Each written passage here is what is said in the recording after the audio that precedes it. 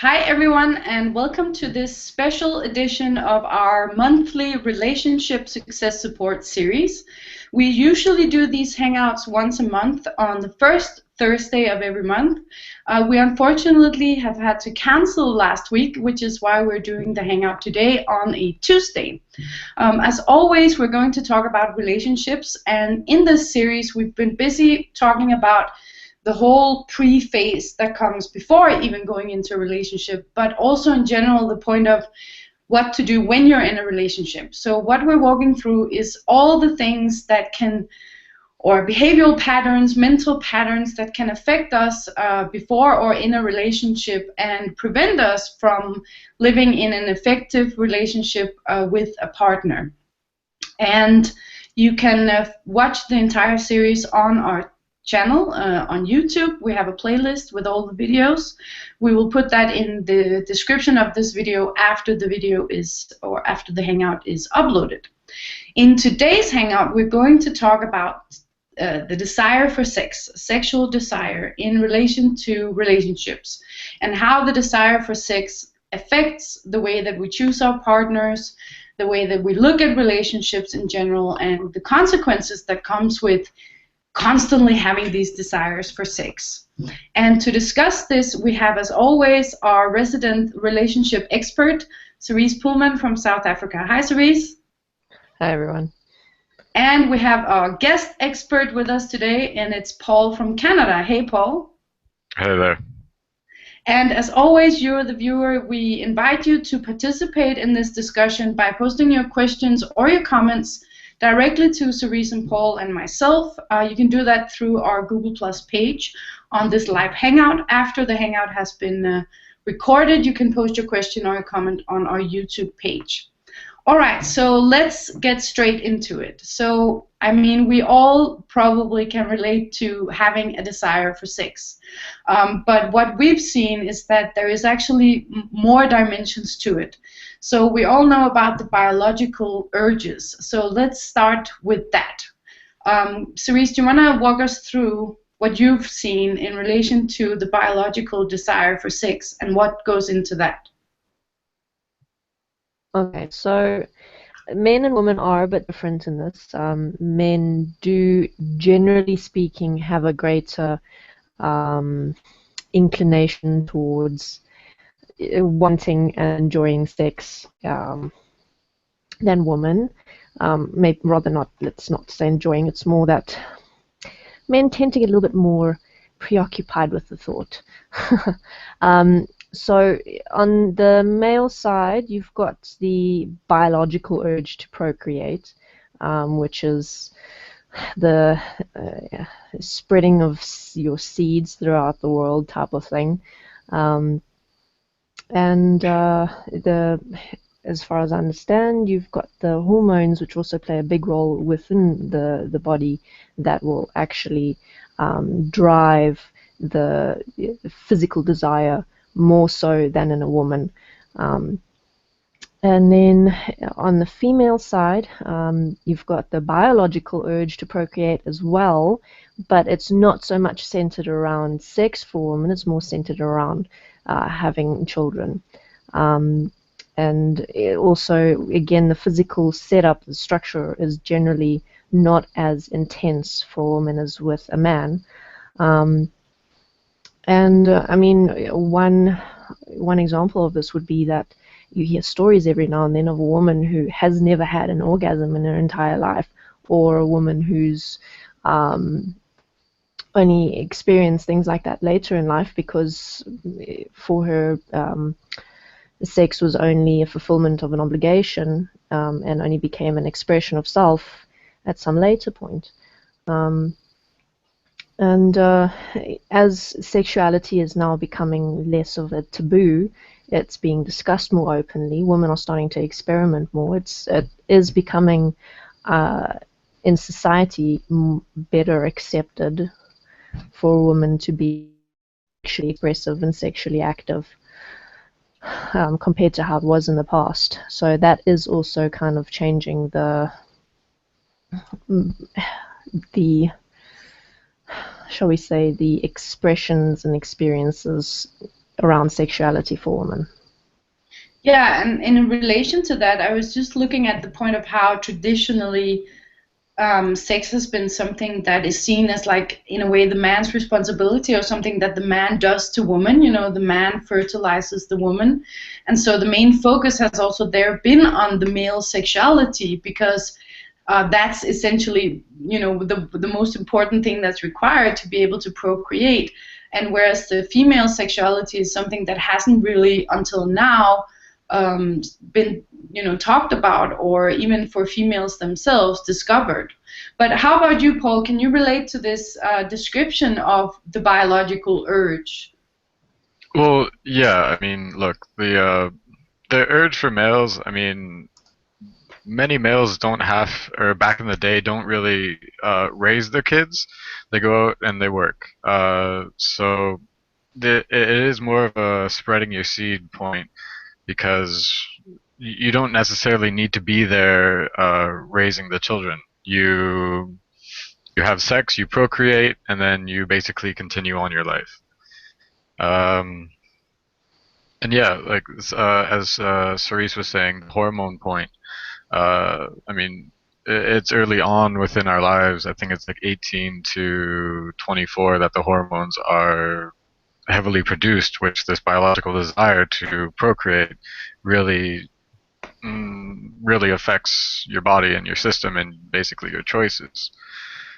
So there is a heavy need early on in a male's life for that biological creation. It's interesting because I remember reading that women's sexuality peak in their 50s.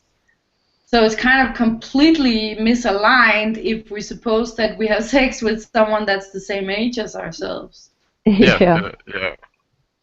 So let's talk a little bit about now the psychological or the mental dimensions that goes into this, because that's maybe something that is not so much talked about. We talk a lot about these instincts and this physical need to have sex, but there are also a lot of mental dimensions or psychological dimensions to it. So Cerise, how is that? Can you describe how that is different for males and females? Okay, so I'll go through a few examples, like sexuality can become a big point of proving yourself for a man, like being able to hook up with a particular woman, especially if she's an attractive woman. In a way, it becomes a boost to your ego, it becomes a boost to your feeling of masculinity. You're proving your masculinity by proving your virility, by being able to bag a woman. With this, you know, there's the peer pressure point where doing so, you look good in front of your friends, apparently. That at least that is what is promoted amongst in our society, in the media, and things like that, that men should try and sleep with as many women as possible. I mean, the point is changing a bit, but it's still very much linked to self-worth, that point of being able to find a woman, whether it's long-term or just for the night. And it is also very much connected to the point of proving masculinity, from the perspective of there's an idea of this is what you need to do to prove yourself as a man, and that idea is promoted in the media. It's promoted through traditional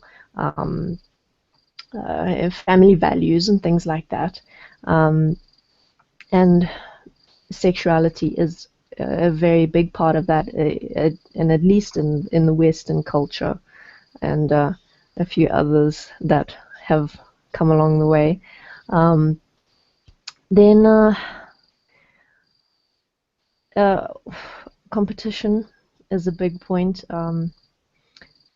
but that is pretty much linked to that point of self-worth, of proving yourself to not only yourself but to everyone else. And by getting the most attractive partner, you're proving that you are a man, and not only are you a man, but you're the best man because you've been able to get the best woman. Yeah, that's kind of the like subconscious conclusion that is drawn. It's interesting because it's kind of caveman like, you know, it's not something that we openly think about or speak about, but everyone knows. Sorry, Anna, you were just breaking up there for a moment. I'm just trying to catch up on what you said. Can you hear me now? Yeah, I can hear you. No, I was just saying that it's this like caveman, like it's something that we're not even conscious about, but everyone knows that if you get the best woman, you're automatically the best man without anyone really defining what that is. You know, it's kind of abstract. And then something else I was looking at, and maybe you can answer to this as well, Paul, is something I've noticed with a lot of males, and it's even getting into females are having this as well, is this like urge to consume beauty. Like this so total fascination with beauty or body parts, or this like the way that a lot of males see females, almost like a form of art, or like this beauty they just want to have. Well, I mean, look, you can take a look at the past where many sculptures or many paintings are derived from the image of a female or the image of a male. So this whole idea of this perfect image and basically owning the image, because like when you're in a relationship with a beautiful woman, it is seen as owning them or having it. Like you've earned this trophy, therefore, you know, you're the best man. Mm. So look, like it does happen, and it's existing within our society at the moment. And like with the point of egoism and being seen as the best male, that absolutely still exists. I mean, I've heard stories and friends saying, you know, how many women that they've slept with, and then holding that point as a value. Not actually looking at what is actually valuable within that. They're only using the quantity as value rather than the quality. Right. Yeah, I've succumbed to the same thing where I hear my friends speaking about how many women they've slept with or things like that, and then I compare it to myself, and then I compare myself to them based on that, and then I want to achieve that same thing, and I didn't question it before. Right. Yeah, I mean, you can relate the same thing in women. I mean, being with women, it's not always about physical features. It can also be about finding a man that can provide for you, finding a really rich man, or finding a really talented man, or something like that. And for women, these values are instilled a lot of the time through traditional values, where the mother, or you know, the parents, or whatever family members are telling the child, the girl, you need to find someone who's going to look after you, or you need to find someone who's going to do this for you, you need to find someone who's going to do that for you. So that system of ranking, of boosting your self-value by being with certain people, well, not necessarily for women, or possibly for men as well. I mean, I'm sure there are a number, but it's not always about physical appearance. Although in these days, considering the way that children are raised and what you see on TV, most of it is to do either about physical beauty or monetary value, and not being able to prove your value in that way has a devastating effect on many people when they are not that attractive. They are not able to fit in with a norm of getting people in the same way that others do, and it's a vicious cycle that has seriously negative effects on the psychology of pretty much everyone, if you look at it in a wide enough perspective. But how? Yeah, absolutely. Sorry, go ahead, Paul. No, I was just agreeing to the point of it does have a huge psychological effect on, I'm sure, females and males in relation to self-definition, self-worth. Defining sex as this absolute trophy or this reason to live. And if you're not having sex with a lot of people or attractive, then your self-worth, your self-definition is diminished in relation to comparison towards the people that are.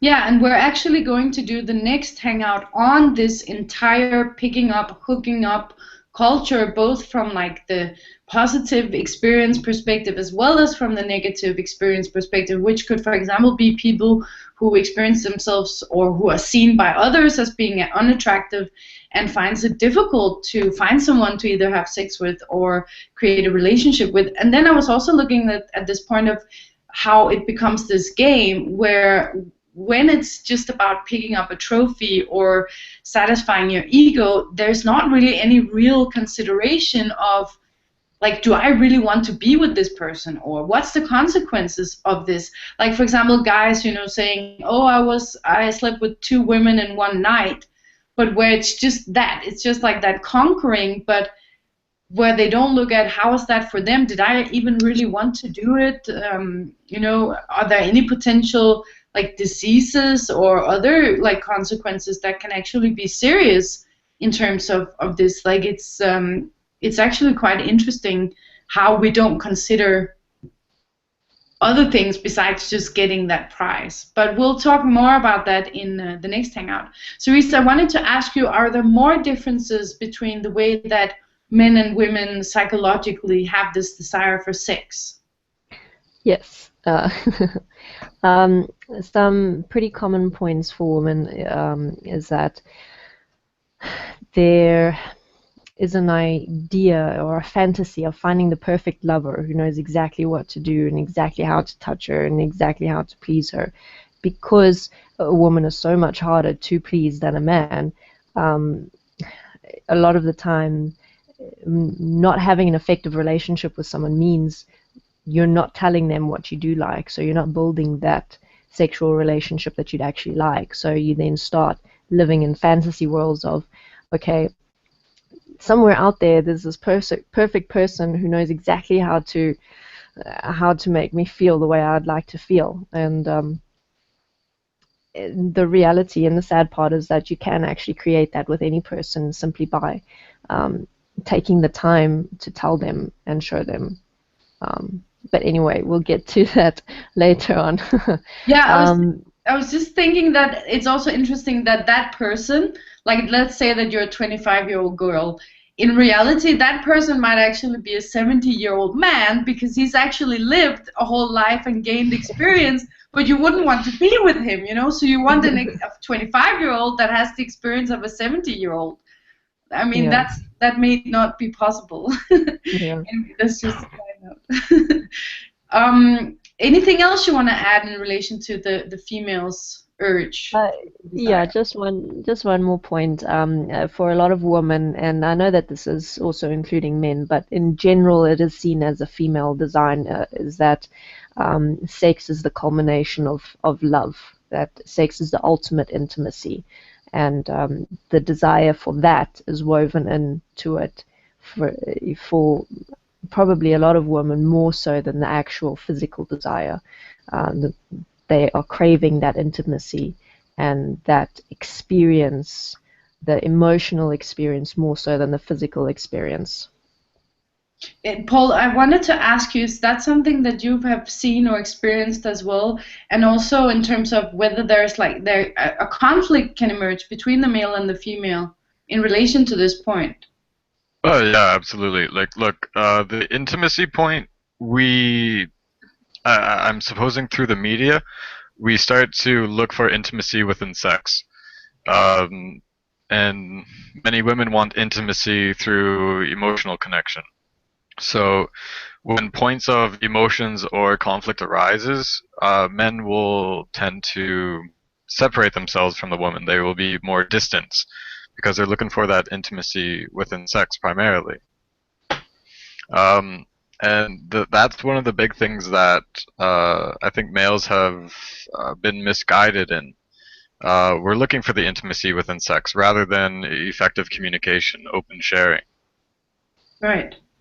So if we now go to the point of that we're starting a relationship, what is it that happens when or if we start a relationship from the basis of a sexual desire?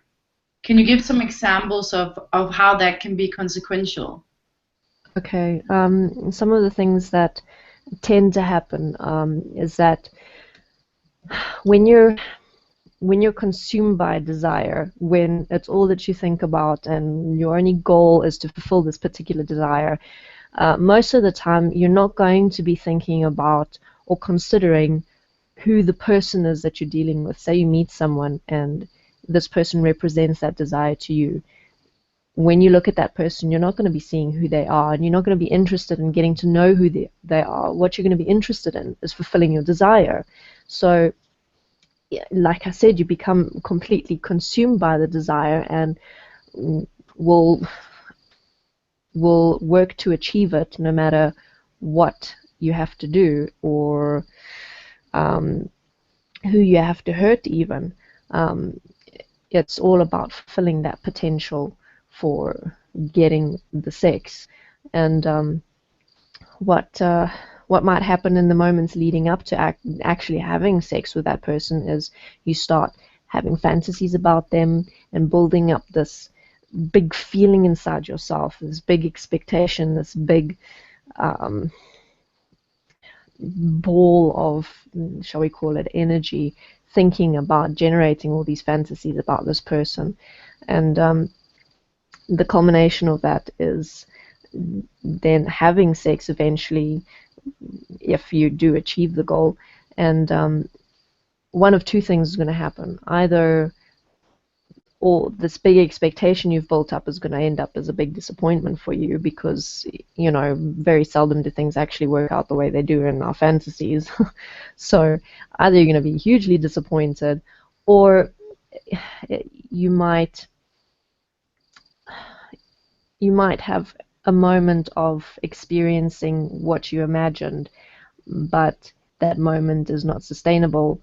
It's not something that is substantial enough relationship on. So while that may lead to a relationship, the foundation of that relationship is not going to be very strong unless you actually work towards creating or work towards creating a foundation that is deeper and more honest and more open than simply the desire for fulfilling your sexual needs or wants or whatever. And then it could go the other way, where you see someone who you'd like to be with and you can't make it happen for whatever reason. That might actually turn into an obsession, where your fantasies that you build up over time lead to an infatuation, where now your focus of your desire for sex is focused on that particular person, and you might reach a point where you believe that simply by having them you will fulfill this urge within you, and they are the solution. They hold the key to giving you what you want. And the reality is that you've simply created this idea within yourself by thinking about it the whole time, by generating fantasies, by allowing this big bundle of energy to build up inside of you. It's like you've actually trained yourself to think that way. Yeah, something else that I've also seen, particularly with males, maybe you can also relate to that, Paul, or from your friends, is that males sometimes will enter into relationships and like go along with it while they didn't really want a relationship, and go like, yeah, I love you, you're so sweet, blah blah blah. And then they're like, oh shit, now, sorry my language, but like, oh no, now I'm caught in it. Because they didn't consider, the consequences of actually, being with someone and getting to know them.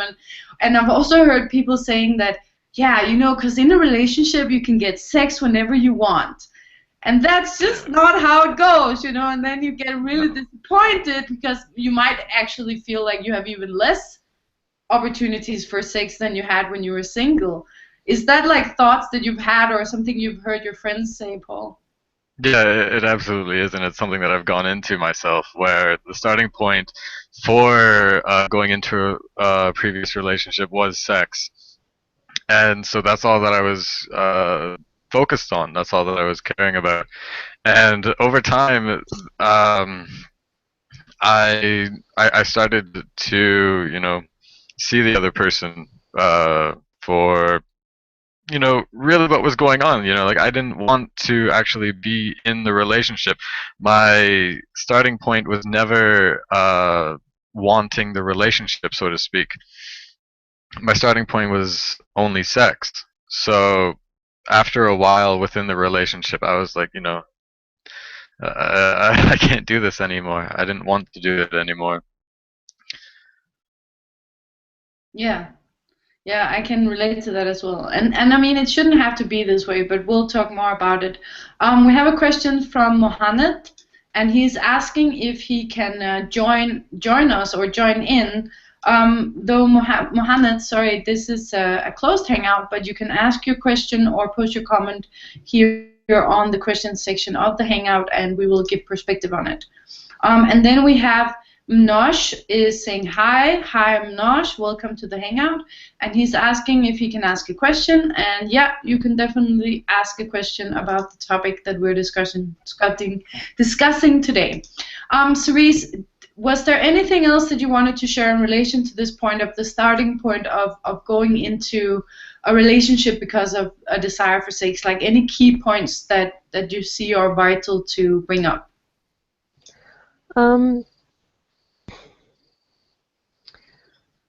One aspect of it is that you will very possibly, when you're in this particular desire, since your focus is on fulfilling the desire, you will change yourself in order to maximize your chances of being able to fulfill this desire. So you might go and make sure that you always look a certain way, dress a certain way, smell a certain way, whatever. It will increase your chances to get what you want. And I mean, you might even change your entire lifestyle or centralize your lifestyle around this one point. I mean, this is something that is in a lot of movies and in a lot of books and TV shows and everything that's out there. You see it a lot where people's entire lives revolve around meeting someone, having sex with them, and then meeting someone else and having sex with them, and they literally will design, and the entire life rotates around that, and they make sure that they maximize their chances by designing their life specifically in such a way to meet people and get them to have sex with them. And this point again, I mean, if this is something that you have lived or that you are living, consider how little of the people that you are actually meeting and creating this connection with, whether it's only for a night or for a week, how much of that person did you actually really want to get to know versus how much was that person simply an object that you used to fulfill your desire. So your focus is not even on the person, it's just on you. I mean, it doesn't really matter who they are, it doesn't matter what you do. It's all about you and all about fulfilling your desire. So you might as well just be masturbating.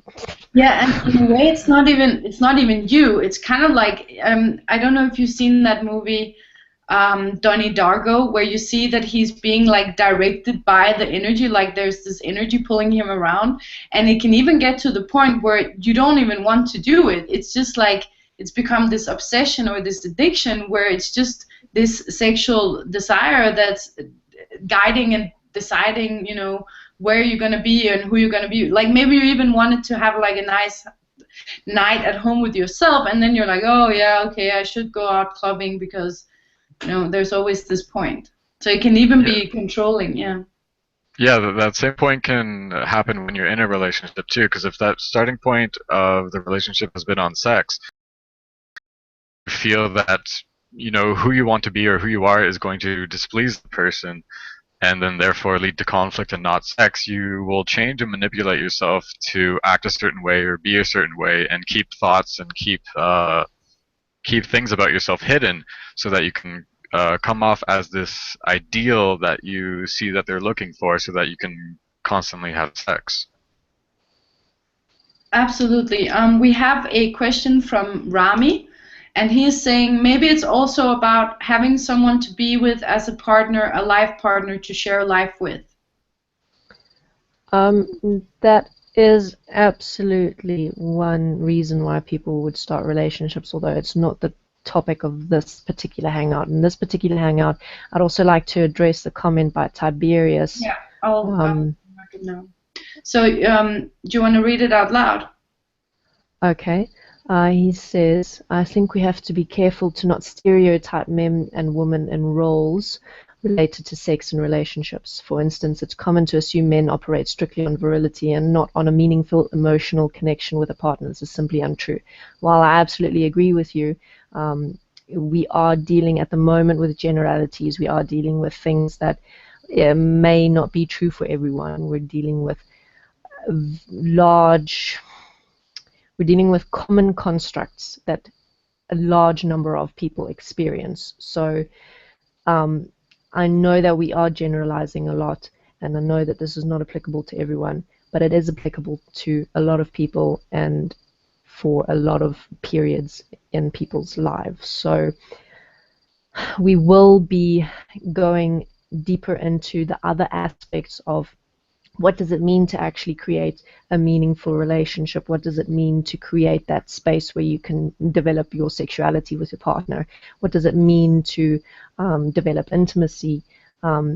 We will be dealing with that in future hangouts, but in this particular hangout, we're dealing strictly on the most common and most basic constructs that are related to the desire for sex and how people live this desire and how it influences their relationships. Yeah, so, yeah, and I would also add that I've definitely seen the opposite happen, where it's the woman that's the hunter and the woman that just wants to have sex, and the male that wants to have the emotional connection. And I think that's something that we're going to see more and more of because of the dynamics between men and women changing, so that we don't have the traditional stereotypes, gender stereotypes, as we have, so of course it's complicated. So I'm glad that you made that comment. But something that I also like to say, and that can take us to the next point, we only have like 10 minutes left, is that there is a reason why there are these stereotypes and that we can't generalize. And one of the reasons for that is that we are being affected as a mass, as an entire population, which is also how you see like different cultures have different dynamics, also depending on their media, for example. So if we talk a little bit about how this happens, through how we're also being affected by our external reality, like movies and advertisements. Can you touch a little bit on that before we go to the point of looking at the more deeper consequences and the solutions to how to work with this point, so that we can stand clear in relation to sex and relationships?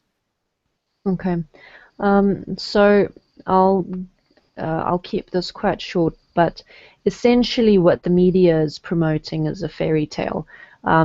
They show all of the good energetic experiences, although there will be the polarity of the negatives, which would be the fighting and stuff, but that is only to make the good things seem all that much better. The point of overcoming hardships in order to fulfill your love relationship or whatever it is. So a lot of what we see around us that's promoted is all about the fantasy. It's all about this pretty picture and all about making you feel really good.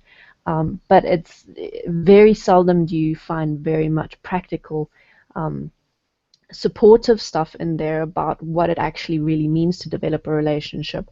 What does it mean to develop honesty? What does it mean to develop communication?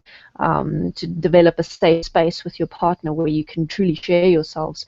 It's only showing these images that generate these feelings within people, that then will lead to these desires, and people starting to chase these desires. And when you're actually in the relationship, you don't know what to do. You don't know how to sustain the relationship. You don't know how to grow it. Again, I'm generalizing. I mean, a lot of people have different life experiences that will give them different opportunities to work through the difficulties they'll face in their lives. But essentially, the media also doesn't show the bad things or the difficult things. It doesn't show reality. It's just showing this perfect fairy tale image of of what life could be like for you. Yeah, and sex is like this. Turn out that way. It's like this beautifully orchestrated dance where the man and the woman's, or even same-sex partners, whatever, their movements are just like perfectly coordinated. And in reality, sex is really not like that. And I remember, because I grew up watching movies, I was like, oh no, we're doing it wrong. You know, it's supposed to be this like amazing coordinated dance.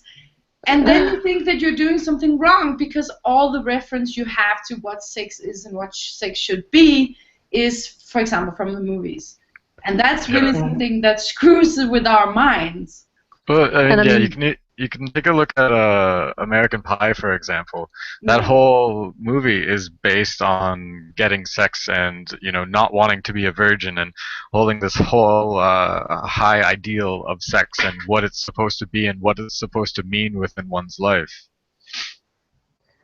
And I think the really sad thing about this whole manifestation of sexuality in society is that the people in the lives of children and of young teenagers are not the ones taking responsibility for explaining what sex is, for explaining how to deal with difficult situations in a relationship.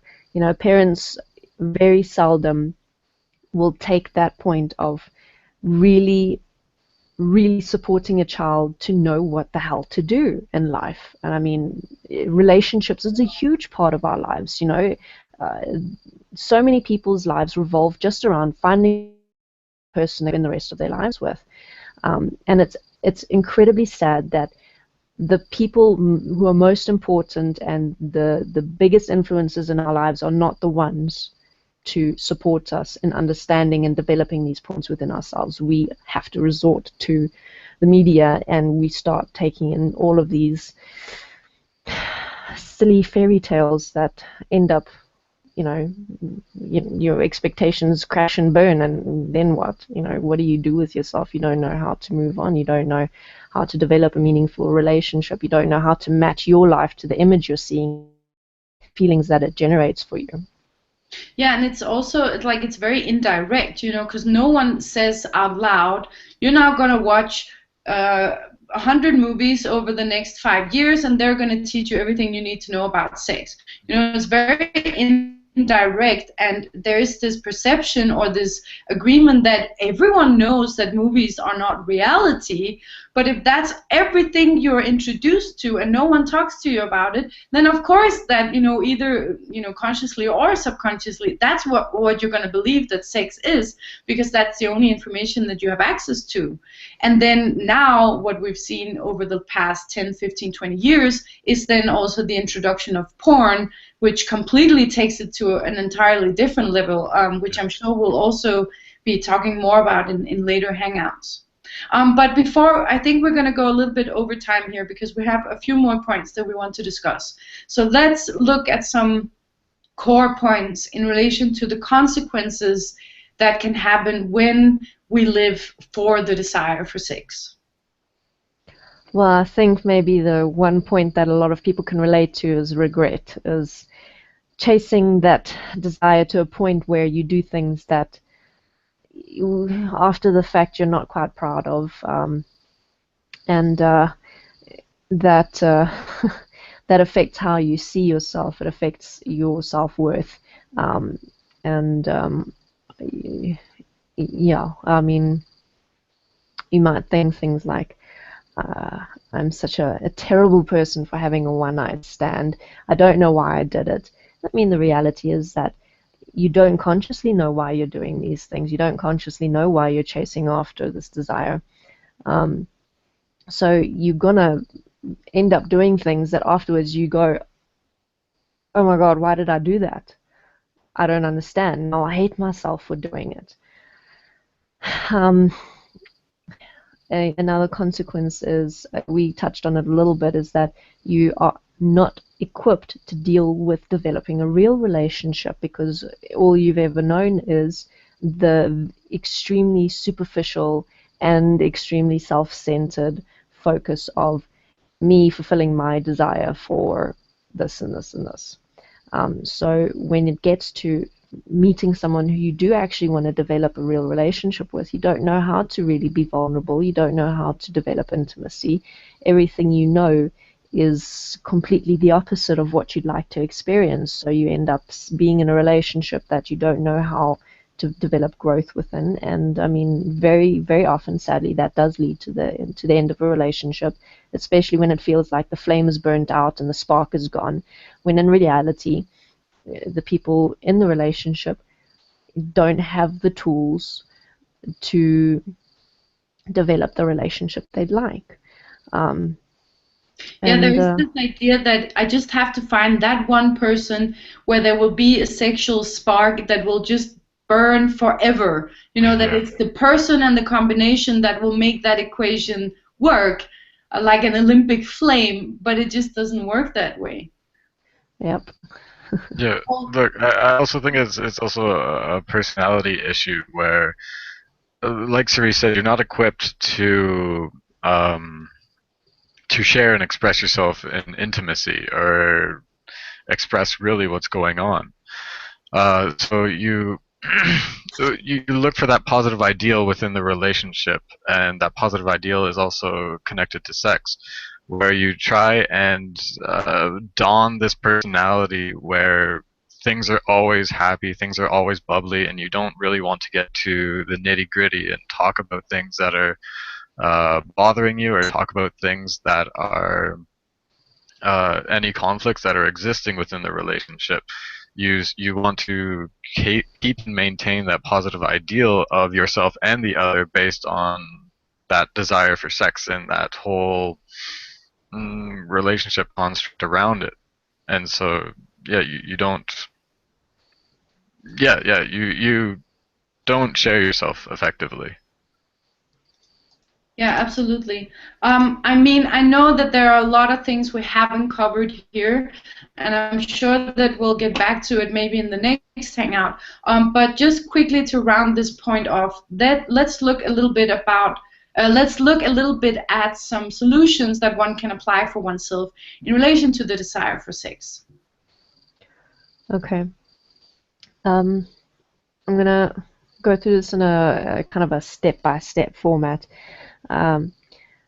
Step one is you're going to need to see your desire for what it is. You're going to have to realize and, in a way, admit to yourself that this is what you've been living as. And your next step would be finding out exactly how you got there. What are your beliefs around sex? What did you learn from your family? What did you learn from the media? Or what are the points that stick to you when you think of developing a sexual relationship? What are the keywords that come up for you? You need to start investigating what you actually see within the construct of sexuality, and you'll need to consider what ideas you've been holding on to. Like what fantasies you've been holding on to. For example, in a woman, have you been holding on to that fantasy of finding the perfect lover?